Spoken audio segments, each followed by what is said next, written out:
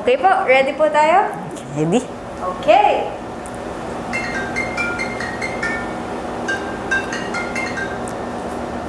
Hello? Hello po, Tita Melly. Pwede po kayang humingi ng tulong? Sure. Anong matutulong po sa'yo?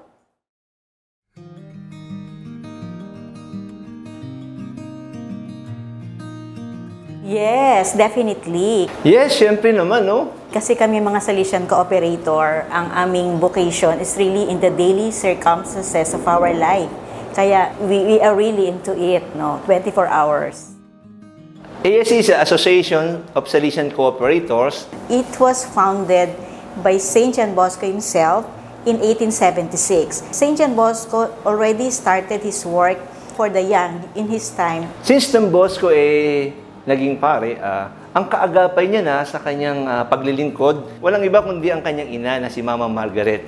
At siya ang kauna-unahang Salesian Cooperator na katuwang ni Don Bosco at magpahanggang ngayon ginagawa sa pamamagitan namin. Nag-a-assist kami sa kabataan. Catechism, both in the youth center and public schools, reading program, parish apostolates, lectors, commentators, lay ministers, and of course, social actions. Pag may activity mga kabataan, tapos yung after na activity, yung magkikwentuhan kayo ng experience, dun ang mas na-enjoy ko.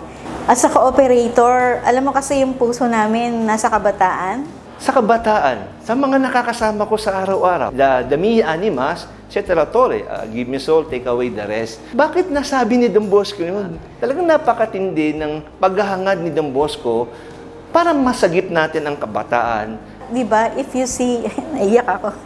So if you see God in every young person, how can you go wrong?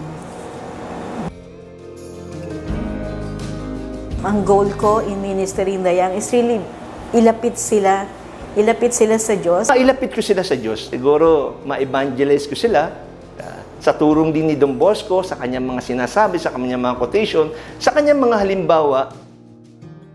Yung one time, yung isa kong estudyante, walang-wala siya, lumapit siya sa akin. Sabi niya, "Sir, bala ko sana mang-hold up kasi talagang walang-wala ako, kailangan ko ng pera.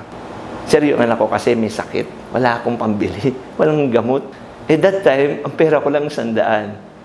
At tinanggap niya yung 100 binigay ko. Hindi ko alam kung paano nakatulong yon, pero ang pagtulong sa kapwa, walang pinipiling oras, Saan man, kailan man, ano man ang ginagawa mo, dapat siyang tulungan.